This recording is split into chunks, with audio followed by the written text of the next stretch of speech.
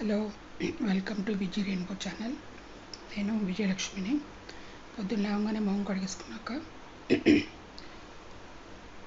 గిన్నెలో నీళ్ళు పోసి వేడి చేశాను. తర్వాత కప్పులో షుగర్, హార్లిక్స్ పౌడర్ వేసుకొని కలుపుకొని తాగాను నీరసంగా ఉందని. ఈ ఉమెన్స్ హార్లిక్స్ తీసుకొచ్చాడు బాబు, చాలా బాగుంది. ఇవాళ వీడియోలో నేను ఆనపకాయ, టమాటో, ఉల్లిపాయ, శనగపప్పు నానబెట్టింది పొడి కూర చేస్తున్నాను. దాంతోపాటు అన్నం. సో హార్లిక్స్ కలుపుకొని కొంచెం తాగాను.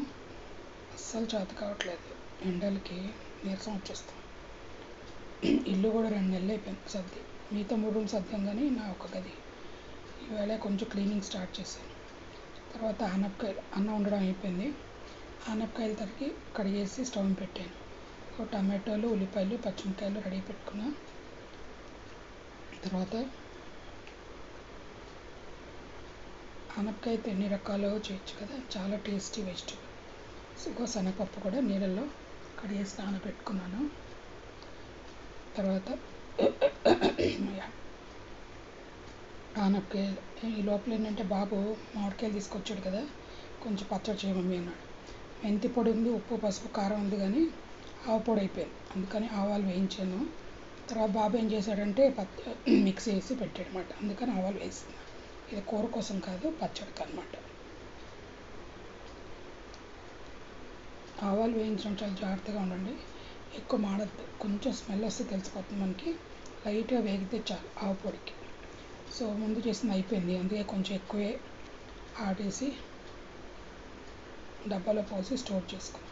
తర్వాత కూర కోసం ముందు ప్యాన్ తీసుకుని ఆయిల్ వేసుకొని ఆవాలు, జీలకర్ర, మినపప్పు, శనగపప్పు వేసాను, పోపు దినుసులు. తర్వాత ఏమైందంటే అవి వేగాక చూపెట్టాను కదా, టమాటోలు, ఉల్లిపాయలు, పచ్చిమిరకాయలు అవి వేసేసాను.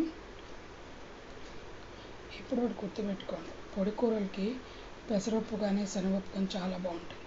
ఇగో టమాటో, ఉల్లిపాయలు, పచ్చిమిరకాయలు కూడా వేసాను పోపు వేగాక.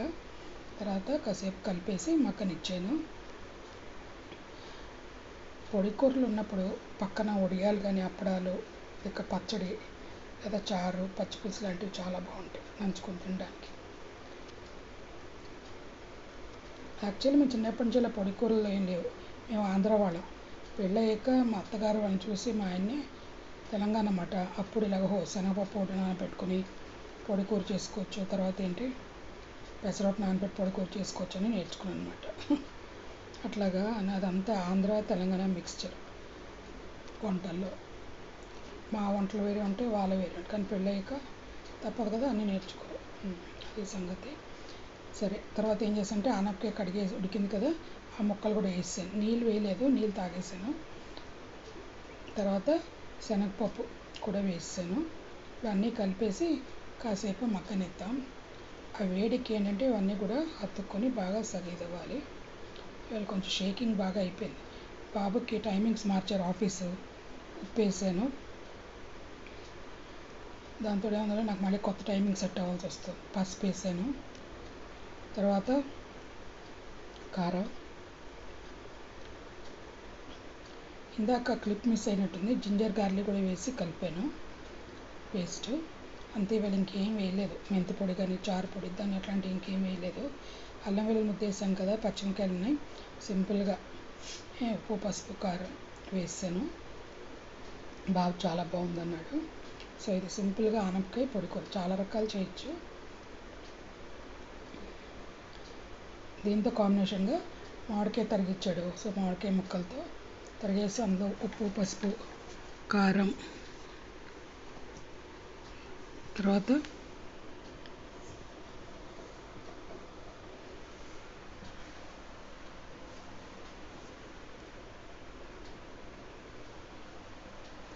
ఉప్పు, పసుపు, కారం, ఇంకో ఇదే మామిడికాయ పచ్చడి. ముక్కలు తరిగిచ్చాడు.